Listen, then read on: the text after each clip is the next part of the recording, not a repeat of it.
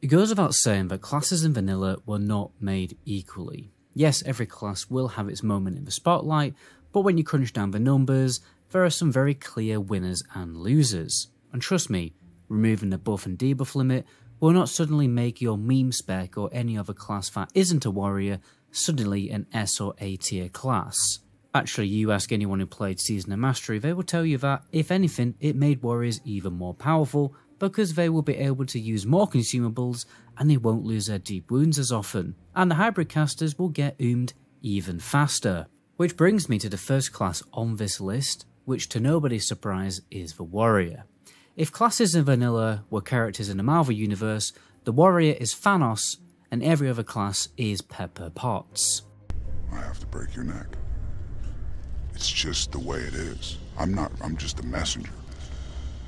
I exaggerate obviously, but the warrior does excel in every aspect of the game apart from maybe 1v1 fights, but even that gap can be bridged by engineering. The warrior has always been a very gear dependent class. They are slow out of the gate, but that really doesn't last long. For the first few weeks of Molten Core, you will see a mixture of colours at the top of your DPS meter, but enjoy it while you can before all you can see is brown. For the majority of raid fights in vanilla, the warrior will be dominant, and this is because raid mechanics are pretty simple in vanilla, and you can normally cheese all of the mechanics by allowing warriors to just sit at the boss and spam their abilities. We only really see a balanced different top DPS across the board in TBC Classic because there are many fights with anti-melee mechanics, forcing warriors to have DPS downtime, and that simply just happens a lot less in vanilla. Plus they have the most responsive and consistent cleave DPS abilities compared to other classes, like for instance a rogue where you can only cleave every 2 minutes with the Blade Flurry cooldown. The only downside to warrior really is how dependent they are on other classes to provide buffs and debuffs, but in a 40-man raid, it's never really that much of a problem. This is only ever really a problem in PvP if you're queuing alone or in some kind of world PvP encounter, as warriors do have it rough when it comes to gap closers. This means that stance dancing and engineering utilization are essential skill ceilings to master if you truly want to succeed as a warrior in PvP.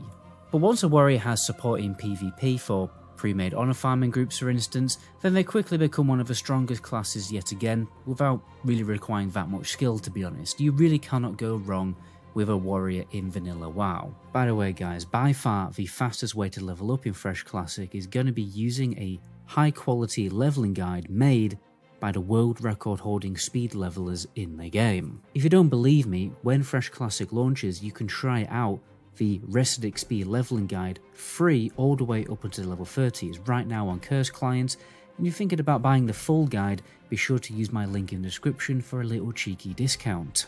Secondly, we have the Mage. Now DPS in vanilla has always been more about optimizing around RNG and shorter fights rather than trying to perfect an optimal rotation, which is weirdly why spamming one button for many classes turns out to provide the optimal DPS. Another weird thing is, speccing deep into Arcane to get Arcane power turns out to be the best option, even though mages mainly use frost damage abilities in raids. They are the strongest range DPS option for raiding in vanilla start to finish, and they jump ahead a lot when they can finally unlock Fire Spec in AQ40 and Nax Ramus. Although with dual spec coming in Fresh Classic, we may see mages DPS in fire a little earlier, but likely only for very few bosses as most have fire resistance or outright fire immunity in BWL and Molten Core.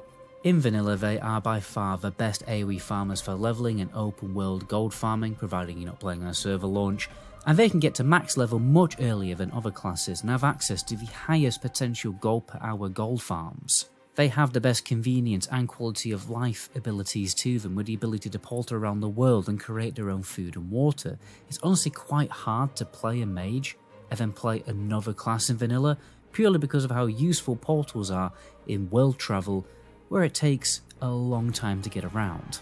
In PvP they're obviously top tier with so much utility, CC and gap makers. They can counter so many classes, change the tide of a battle in Altered Valley raid fight, and wipe enemy guilds with Arcane Explosion. They aren't just a top performing class when you crunch the numbers, but also the best at farming gold, and they definitely are the luckiest class in the game when it comes to quality of life features.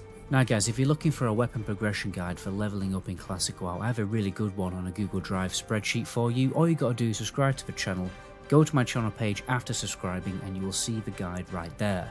Now the Mage and Warrior are definitely a nudge more godly than any other class in the game. They stand out more than the other options, so it's really hard to pick a third. I'll probably pick quite a few as the third option, to be honest, but I can only pick one.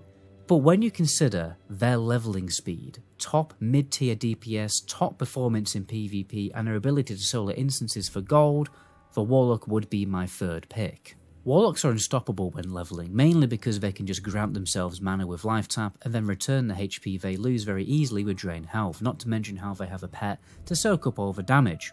If you have downtime when playing a Warlock, you are definitely playing it wrong. Now, you won't out DPS an equally skilled Mage, but you do provide more useful debuffs to boost the DPS of the entire raid group, which is why you will always see a couple of Warlocks brought to a raid. Where the Warlock is truly unbeatable is in world PvP and 1v1 duels. It's a rare time when a Warlock doesn't win a dueling competition, and it's because they have unbeatable survivability and counters for most classes. There's debuffs specific to irritate casters and melee DPS. Fear is definitely one of the most OP CC effects in the game, especially for the Horde, because Alliance have no ratios to counter it. A multitude of different utility abilities from all the pets that you can summon, and with Soul Link, they become incredibly tanky for a ranged cloth DPS. They also have access to a number of solid gold farms within instances, and therefore no competition for those gold farms. But anyway guys, those in my humble opinion are the best classes in vanilla World of Warcraft if I was held at gunpoint and had to pick 3, but all of the classes are overpowered in their own way. It's why vanilla class design is remembered so fondly, because every class has a more distinctive presence in the game because of their toolkits, and it's because those toolkits haven't yet been totally homogenized yet by future expansions, where most classes just have a bit of everything. Please do me a solid guys before you head off and subscribe to my second channel, Night Goblin. It's where I upload non-World of Warcraft videos. I've got a few mod guides on there for the Elder Scrolls Oblivion that you might want to check out. But anyway guys, my name is Meta Goblin. Until my next video, ciao.